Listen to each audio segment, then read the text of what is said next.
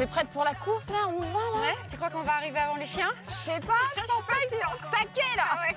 Alors nous aussi, attention, Attention. centre. 1, 2, 3, go!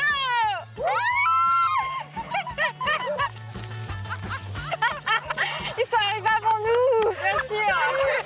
Eh bien bonjour à tous, nous sommes très heureuses de vous retrouver au Gros du Roi, dans les dunes, au bord de la Méditerranée, pour une émission aquatique. Et oui, les pieds, les pattes, les nageoires et même nous dans l'eau. Si, sommaire. C'est sûr.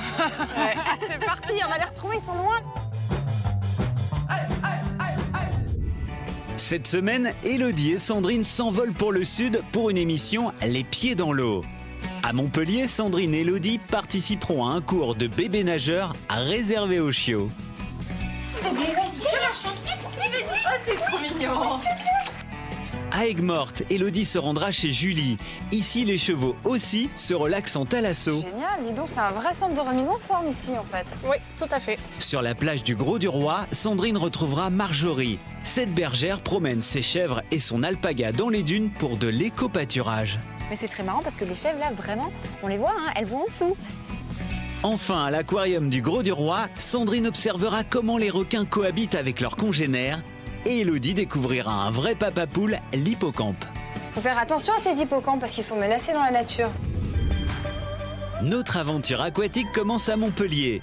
Sandrine et Élodie ont enfilé leur combinaison. Aujourd'hui, baptême de l'eau pour les chiots. Un petit cours d'aquagym sympa, ça va Hello? Écoute, ça va, hein, je suis des conseils. On pédale, on serre le ventre. Ouais. Non mais c'est pas ça l'histoire, normalement c'est les chiots, c'est pas nous là. En fait, c'est un cours de bébé nageur, mais pas pour nos Voilà. enfants, pour les chiots. Et ouais, hâte de les voir ces petits, on va leur apprendre à nager là. Donc là, comme bébé, vas-y, tu lâches. Oh c'est trop mignon. Allez, ah bah là, hop là. Lui il vient de sur tes toiles. Oui, comme ça, les papates. Allez. Regarde comme il nage bien lui. Même parce qu'il sait que là-bas il sort en fait. C'est bien, bravo, on peut le féliciter, hein. Alors pourquoi tu proposes cette activité aux chiots ici? Alors ça leur permet aux chiots d'apprendre à nager déjà, ceux qui ont des difficultés pour se retrouver dans un milieu qu'ils ne connaissent pas. C'est dans un univers un peu particulier parce que c'est de l'eau, faut qu'ils s'adaptent. Ça leur permet aussi de travailler un petit peu leur masse musculaire sans leur faire mal aux articulations. C'est comme pour nous finalement. hein. Exactement. Ça nous c'est pareil. soulage, ça fait du bien l'eau. Et oui, ça leur fait énormément de bien. Après, ils sont apaisés, ils vont faire un gros dodo. Et le fait qu'ils commencent tôt comme ça, justement, ça peut enlever des appréhensions. Oui, ça leur enlève des appréhensions et puis ça leur permettra l'été d'aller nager, d'aller s'amuser à la mer. Il mange mon sac. Ah, il y en a un qui bouge. Je passe comme tu veux. Il va me prendre la culotte. Mais à partir de quel âge ils peuvent commencer à venir ici? 8 semaines? Dès 8 semaines. Pas avant, oui. hein, c'est trop petit quand même. Avant, c'est un peu petit, puis il faut qu'ils soient aussi à jour de vaccin, il faut qu'ils soient quand même en bonne santé, c'est important. Il faut qu'ils soient suivis quand même par un vétérinaire pour voir si justement ils peuvent accéder à la natation. Ils peuvent faire une séance de combien de temps les chiots? Ils peuvent faire une séance de 15 minutes, 15 à 20 minutes pour certains qui se révèlent très bons nageurs, pas plus. Ça coûte combien une petite session comme ça? Il faut compter 20 € pour venir nager avec son chiot. Bon alors, il faut dire, hein, l'eau est hyper chaude. Hein. Oui. Fais bien attention à ça. Oui, parce que les chiots, ils sont quand même assez frileux, donc j'ai pas envie qu'ils attrapent un rhume, parce qu'ils peuvent attraper des rhumes. Donc après, on va les sécher. Girl, put your love on me, 'cause I won't let you down. I won't let you down. We'll be singing. Girl, put your Oh, trop tard. Nouveau début. Moi, vous vous rassurez, hein, c'est trop mignon. Je le félicite, je dis bravo, tu as très bien nagé. Moi c'est génial, merci Céline. Avec plaisir. Moi j'ai droit à des bisous.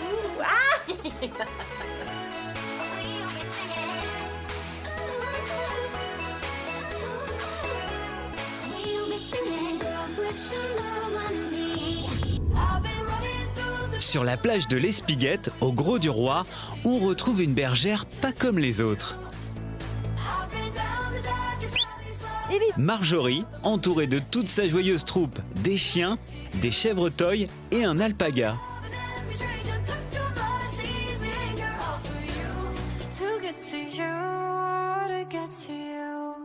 Bon, Marjorie, c'est quand même pas commun de voir des chèvres ici au bord de l'eau, sur le sable. La spécificité de ce genre d'activité, c'est qu'en fait, ce sont des animaux qui sont amenés à bouger beaucoup parce qu'elles sont toujours en transhumance. On les amène ici dans les dunes. Pourquoi? Parce qu'avec les dunes, ce sont autant d'obstacles naturels qui vont nous permettre de leur apprendre à se gérer, à rester en groupe, à s'arrêter.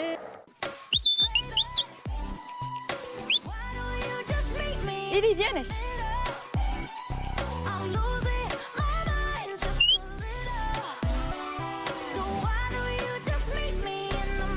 Voilà, c'était Génial. Joey, ven aquí. Yalla. Tichi. J'adore. Voilà. On dirait que tu chantes un truc. Alors le truc, Yalla, c'est que tu vois, en fait, Lila, tu leur parles d'une façon très différente à tes chiens. Qu'est-ce que tu leur dis? Je comprends rien, moi. Bah écoute, ça c'est elle est éduquée en anglais, t'en as une qui est éduquée en créole, une C'est ça. en espéranto, une en espagnol, une en français et une en italien. Tu leur parles dans différentes langues pour vraiment donner l'ordre au bon chien. Voilà, et que c'est l'autre ça. ne le fasse pas à la place. Voilà, en fait, c'est ça. Ça permet d'avoir des chiens placés où tu veux en fait. Et quand tu veux que tout le monde réagisse à un même ordre, à ce moment-là, tu utilises le sifflet. Et les ordres du sifflet, c'est pour tout le monde par contre. Eh ben, elles viennent pas me voir, mais elles n'ont pas le droit à cause des Mais chiens. c'est ce qu'il y a le chien qui est là. Si tu veux qu'elle vienne te voir, il faut envoyer le chien à droite. En anglais. Right. Right. Go. Dis right away. Right away. On doit pas avoir le même accent, à mon avis. ça. Right away. Away. Oh Stay, stay. non. Ah oui, regardez, les Une chèvres, elles s'en vont. ouverture. Elles s'en vont. Une ouverture et puis... Ah non, non, revenez là. Heureusement que les chiens sont là, parce que sinon, c'est nous là qui courions après la chèvre. Voilà. Et qu'est-ce qu'elles mangent ici, les chèvres? Les chèvres sont spécialisées dans tout ce qui est ouverture de milieux naturels et notamment pour éviter que ce soit refermé par les ronces et des jeunes ligneux et tout ça, elles adorent quoi. Bon, et alors, au milieu de ces chèvres, on a quand même un alpaga. Qu'est-ce qu'il fait là? C'est la nounou du troupeau, on va dire. Ah, c'est ça. Voilà. C'est comme une espèce de patou en fait qu'on met à l'intérieur du Ah oui, troupeau. le gros Sauf que chien blanc, là. voilà. En fait, les gens ont un peu peur de l'alpaga, donc ils vont pas embêter les chèvres. Et puis pour tout ce qui est prédateur, l'alpaga est un camélidé en fait qui est capable de vraiment protéger avec les antérieurs tout Ah, danger. il met des coups de patte, lui. Voilà. Mais c'est très marrant parce que les chèvres, là, vraiment, on les voit, hein, elles vont en dessous. Ouais, par contre. Elles se planquent. Lui, il est bousculé, Ouais, mais il dit rien. Hein. Ah, regardez. C'est fait un copain ou une copine? Je sais pas. C'est que des filles. Ah, mais c'est que des filles, donc Ouais. une copine. Reprenons la route pour Aigues-Mortes. Chez Julie, les chevaux aussi ont le droit à leur thalasso. Aujourd'hui, c'est Hidalgo qui va dans l'eau.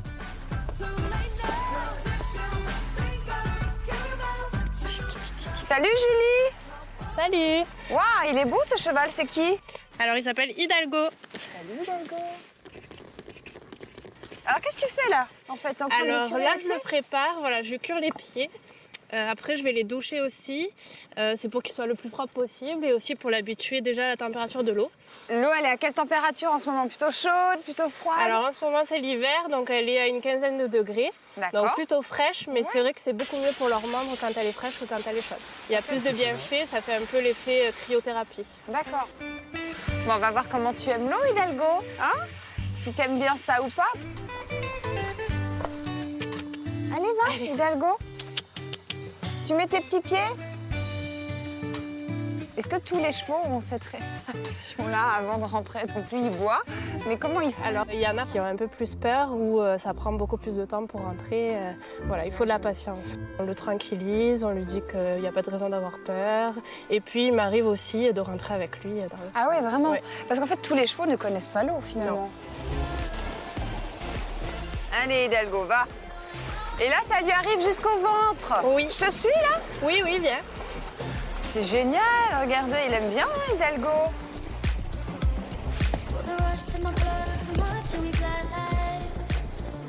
Combien de tours il peut faire comme ça, Julie? Alors c'est pas vraiment un tour, c'est plus en minutes. Ça va entre 10 minutes et 20 minutes. Mais ça, c'est étudié, vraiment, parce que après c'est trop pour eux, c'est pour ça? Oui, 20 minutes en fait de bassin de marche, ça équivaut à 1 heure de longe. Donc c'est quand même assez physique pour eux, là. Oui, c'est physique, mais par contre, il n'aura pas de contraction le lendemain. Et donc, on peut utiliser la balnéothérapie par prévention aussi? Oui, pour de la prévention, c'est d'ailleurs très bien, pour prévenir les tendinites, les entorses, pour justement aussi la remise en forme des muscles, pour le travail cardiovasculaire. Voilà, il y a tout un tas de bénéfices avec la marche dans les bassins.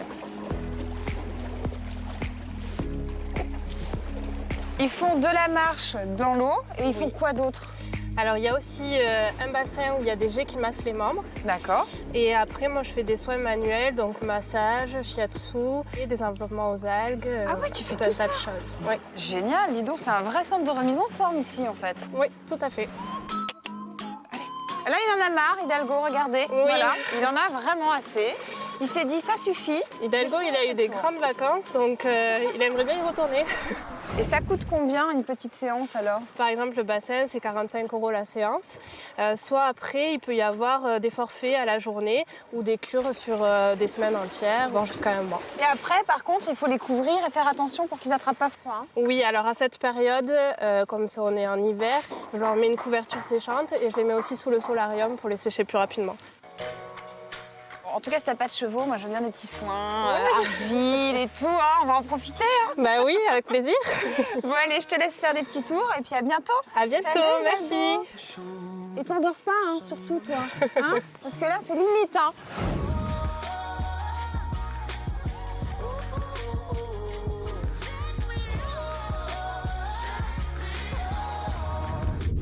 À l'aquarium du Gros du Roi, 7 espèces de requins cohabitent. Benjamin nous raconte comment ces gros poissons vivent ensemble. Avec Benjamin, on se trouve au-dessus du plus grand bac de l'aquarium. Il fait 900 000 litres d'eau et il y a plusieurs espèces de poissons et notamment des requins. Et si on regarde bien, les requins ont vraiment des places particulières dans le bassin. C'est ça, on a d'abord les requins de fond qu'on voit le plus souvent au fond, qui sont les requins nourrices et les requins zèbres. Ils passent la plupart de leur temps posés sur le sable tranquillement, la journée surtout. Donc ceux-là, ils sont capables de respirer en étant au fond. Et ensuite, on a les requins qu'on voit un peu plus nager. Ce sont les requins qu'on appelle de pleine eau, les requins gris, les pointes noires. Ceux-là, non seulement ils nagent tout le temps pour permettre de se nourrir, etc., mais surtout pour respirer. Ils ne sont pas capables de rester immobiles très longtemps. Ils ont besoin de faire brasser l'eau, exactement, pour respirer. On peut dire qu'il y a vraiment les requins de fond, ceux qui se trouvent au milieu et ceux qui sont en surface. Ah oui, il y a vraiment une notion de respect de territoire. Les plus gros poissons, en général, nagent de manière plus tranquille. En fait, ils sont un peu plus à l'aise, un peu plus dominants. Et en général, on a les petits poissons qui vivent près là où ils peuvent se cacher, les cailloux, le décor de l'avion, les algues. Comme ça, ils peuvent se balader. Et si jamais il y a un peu de mouvement, ils peuvent aller se cacher directement dans les algues. Donc là, dans le bassin, ils sont plutôt calmes parce qu'il y a une sorte de hiérarchie qui est respectée. Et surtout, tout le monde est nourri correctement. Donc, ils n'ont pas besoin d'aller traquer. Bon, on va descendre parce qu'on les voit bien d'en bas. Et on va parler justement de la cohabitation. Et bien, c'est parti.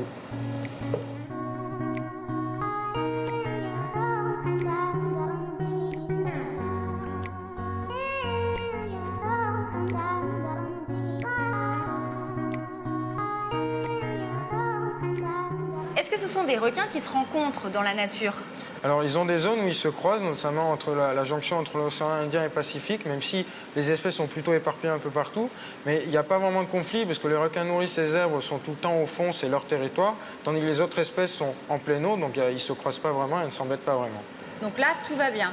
Il y a peut-être des disputes de temps en temps pour la nourriture ou pas du tout? Non, même pas. Il n'y a pas un requin qui est plus sous-nourri qu'un autre, puisqu'ils viennent à la demande. Et du coup, vu qu'on nourrit bien tout le monde à la pince, tout le monde mange bien et personne ne s'embête. C'est Parce ça. que les requins pourraient chasser les autres poissons.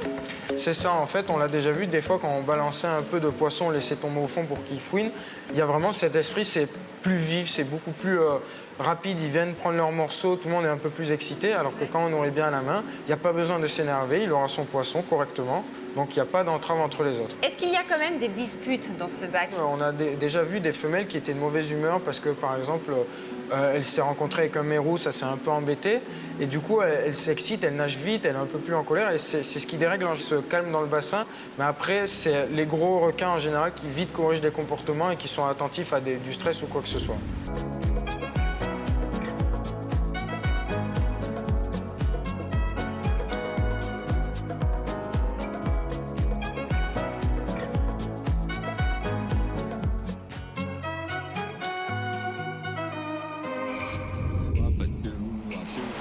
De retour sur la plage, Élodie retrouve Michel, un artiste équestre qui aime autant les chiens que les chevaux.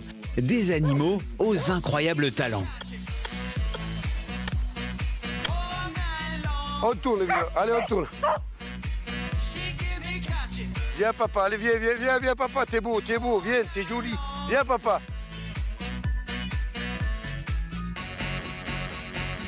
C'est bien, ça, Idole. Vidocq, toi tout seul. Vidocq. 9 divisé par 3 égale.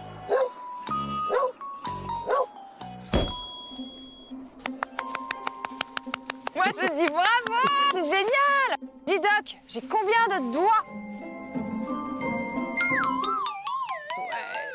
Il veut pas. Vidocq, j'ai combien de doigts?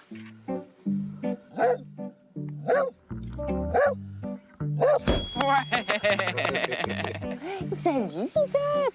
Mais tu sais super bien compter, dis donc. Comment t'as fait pour apprendre à compter à ton chien? Eh bien, pour apprendre à compter à mon chien, c'est simple. D'abord, on a une complicité tous les deux. Ah, énorme. Et après, il y a beaucoup de codes. D'accord. J'ai le code des mains, j'ai le code de la voix et j'ai le code du regard. Ah. C'est-à-dire que je parle plus, je ne montre pas les mains et au regard, il peut Il sait exactement. Ouais, et je peux le cacher aussi et lui demander caché. Tu sais combien de temps que tu le travailles, ton chien, comme ça? Mais le chien, ça fait maintenant, il va avoir 11 ans. Il avait 3 ans. Depuis l'âge de 3 ans. Depuis l'âge de 3 ans, il apprend à compter comme ça. Il n'a pas à compter comme ça. C'est génial. Ouais. Donc c'est du par cœur. Ouais.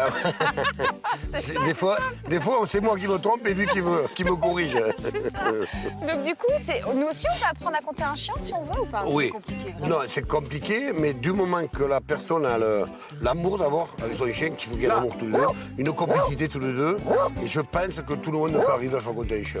Viens là. C'est un border collie et l'autre aussi, c'est un border collie. C'est son fils, le border C'est collie. ça, c'est son Ouais, fils. Et ouais. du coup, il fait faire plein d'exercices comme Voilà, ça. ouais, mais pareil, il passe en travail. dessous du Ouais, petit ouais, poney. ouais. Tous les chiens sont intelligents, gentils. Mais le border collie, il est spécial. Quand on le voit comme ça, on se dit non mais attends, c'est génial, moi je veux le même chien.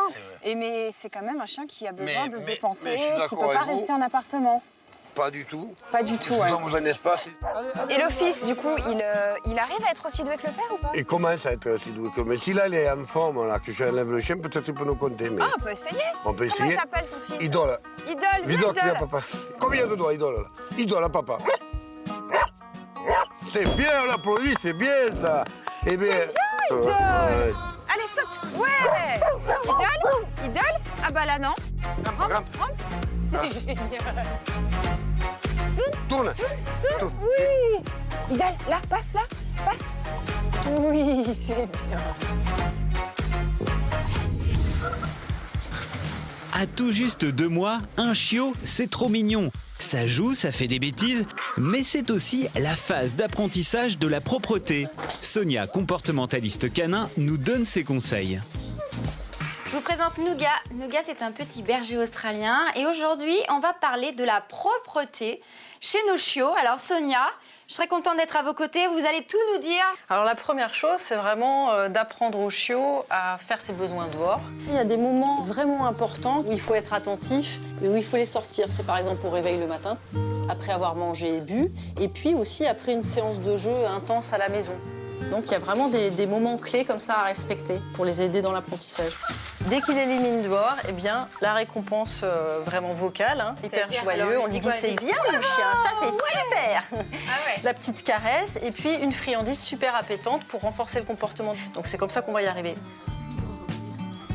Un petit chiot comme ça, il a besoin de faire ses besoins toutes les 2 heures en journée et toutes les 4 heures la nuit. Ça veut dire qu'il faut être assez présent à la maison Ah oui, c'est ça. pour pouvoir l'aider dans son apprentissage.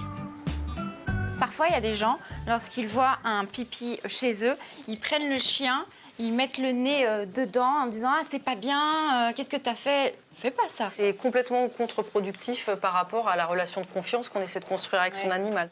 Donc, on rentre à la maison, on voit un pipi. Oui. Qu'est-ce qu'on fait? On ignore. L'idée, c'est de nettoyer pendant que le chien ne nous regarde pas. Parce que souvent, il pense aussi que c'est du jeu, parce qu'il nous voit frotter le sol, etc. Et là, il va se dire, bon, papa, maman, il attend apparemment, c'est une séance de jeu. Donc, il peut reproduire le comportement juste pour Le déclencher fait le jeu. de nettoyer, lui, Ouais. il pense qu'on joue. Ça, mais ça veut dire aussi qu'après, il faut ranger tous les objets de nettoyage. Là, ça va pas. Il y a Voilà. l'appel Là, de c'est une très nettoyage. mauvaise idée. Ça, c'est pas bien, là. Parce qu'il joue avec. Et puis surtout, on finalise le nettoyage avec une solution à la fois vinaigre blanc et 50% eau gazeuse. Et ça, c'est un répulsif olfactif. Ça va faire que le chiot va plus refaire au même endroit. Maintenant, après, il y a d'autres systèmes pour aider le chiot dans son apprentissage de la propreté, notamment la nuit. Je vois, vous avez plein de choses. Là. Alors, on a amené plusieurs choses.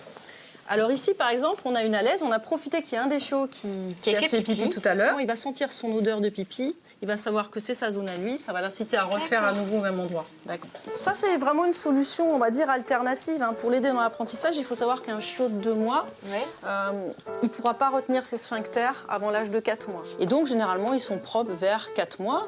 Mais ça peut être un peu plus tardif. Ça peut aller jusqu'à 6 mois. Ensuite, vous avez une litière, mais c'est pas des chats. Qu'est-ce que c'est que cette histoire? Oui, ça existe aussi, la litière pour chien. Donc ce genre de choses, on peut le mettre la journée et la nuit pour que le chiot, vienne faire ses besoins dessus. Ouais. Faire attention quand même qu'il ne mange pas la litière. Alors ça, c'est super important, qu'il n'avale pas. Il y en a qui se roulent dedans aussi. Ah, ouais, voilà. C'est super, ça. Ça, c'est bien. Ben voilà, en direct, là, on voit ce qu'il faut faire. Bien récompenser, dire que c'est bien, le caresser, lui donner une petite friandise s'il faut. Ça, c'est un bon chien.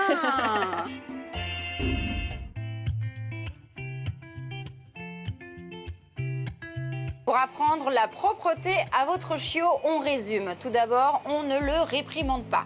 Ensuite, on ne nettoie pas devant lui si vous voyez qu'il a fait ses besoins et on utilise une solution gazeuse avec du vinaigre blanc pour éviter qu'il refasse au même endroit.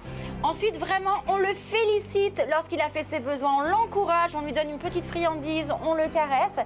Et puis, jusqu'à 4 mois, les chiots ne peuvent pas se retenir. Donc, il est vraiment nécessaire de les emmener le plus souvent dehors pour qu'ils fassent leurs besoins. Notre aventure se termine à l'aquarium du Gros du Roi. Élodie, en compagnie de Benjamin, va découvrir les petits secrets de l'hippocampe. Avec Benjamin, on va s'intéresser au cheval des mers, l'hippocampe. Alors l'hippocampe, vous faites un élevage ici. Voilà. Pourquoi vous avez choisi justement de les élever? Parce que c'est un animal qui est facile à se reproduire ou pas? Non, il est vraiment pas facile à reproduire. On a choisi de le reproduire parce que c'est une espèce qu'on voit pas tout le temps. Il y en a aussi juste dans les mers, juste à côté de chez nous. Donc c'était intéressant de pouvoir montrer une espèce et de se dire en plus qu'elle vient de chez nous. La gestation en fait des hippocampes, ça dure longtemps ou pas? Non, ils les gardent pas vraiment longtemps, ils les gardent 1 ou 2 mois et ensuite ils finissent par les expulser. En fait, c'est le mâle qui les garde dans le ventre. En fait, on le voit assez rapidement. Dès qu'on voit un mâle qui a le ventre assez gonflé, on devient vite attentif. Et ce qu'on essaye de faire, c'est de trouver le bon moment pour le sortir de l'eau et de l'isoler. Ah oui. Comme ça, il relâche ses bébés et ces bébés ne sont pas perdus dans des aspirations, des courants mangés par potentiellement d'autres poissons. Ouais. Et au moins, on peut vraiment, un petit bac, on peut les suivre correctement. Parce que ce qu'il faut dire chez l'hippocampe, c'est que la reproduction est assez particulière. En fait, c'est la femelle qui va aller déposer ses œufs où? Dans le ventre du mâle? Ils se prennent la queue l'un entre l'autre et elle vient déposer directement dans le ventre du mâle les œufs. C'est lui qui va les garder, faire la gestation. Et une fois qu'ils sont assez grands, il les expulse. Est-ce que tu sais combien de petits sont expulsés du ventre du mâle ou pas? En général, on tourne autour des 200. Il y en a énormément. Donc ça fait un bon gros paquet à s'occuper au début. Et justement, ils vivent pas tous. Ils sont fragiles à la naissance. Ah non, ils sont hyper fragiles. Ça nécessite vraiment toute notre attention et notre temps. On sait que dans la nature, il peut y avoir parfois besoin de 3-4 pontes pour avoir ne serait-ce qu'1 ou 2 bébés qui survivent. C'est important pour vous, pour pouvoir faire des échanges par la suite? Bien sûr, le but c'est de pouvoir sensibiliser les gens et en plus dire la preuve, regardez, nous, on s'applique à faire de la reproduction pour éviter de prélever en mer. Il faut faire attention à ces hippocampes parce qu'ils sont menacés dans la nature. Et oui, ils sont vachement vulnérables et sensibles et surtout on a eu des problèmes par exemple ici au Gros du Roi sur les plages de l'Espiguette où on a déjà fait du recensement, on a la preuve qu'il y a des hippocampes, des mâles parfois pleins et le souci c'est qu'il y a eu des prélèvements de sable à cet endroit et ça détruisait cet écosystème, le terrain de vie et de reproduction des hippocampes. Ah bah ce serait vraiment dommage de ne plus avoir ces petits chevaux de mer, franchement.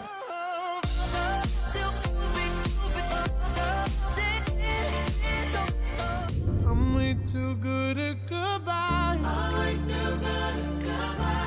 I'm way too good at goodbye. Voilà, salut. Voilà, c'était trop mignon.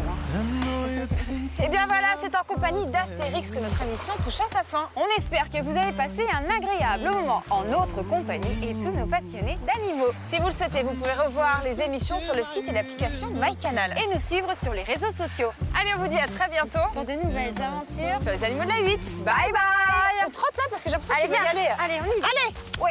Allez, Astérix. Oui. Allez.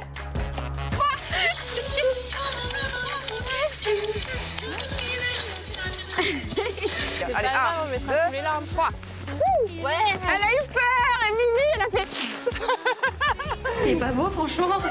Avec ses lèvres pulpeuses. Des friandises, là. Ah, c'est ça, ils ont trouvé les friandises dans la poche. friandises. Ils sont malins, hein. Tu comptes bien. C'est bien, tu vas pouvoir faire maths sup plus tard. Elle est belle, hein. Ouais, très, Avec très sa jolie. coupe de cheveux, j'en pitié. On a un cadreur de l'extrême, Adrien Troussel. Pour mieux filmer, il monte plus haut, toujours plus haut, n'est-ce pas, Adrien? Oui. T'en veux pas, hein?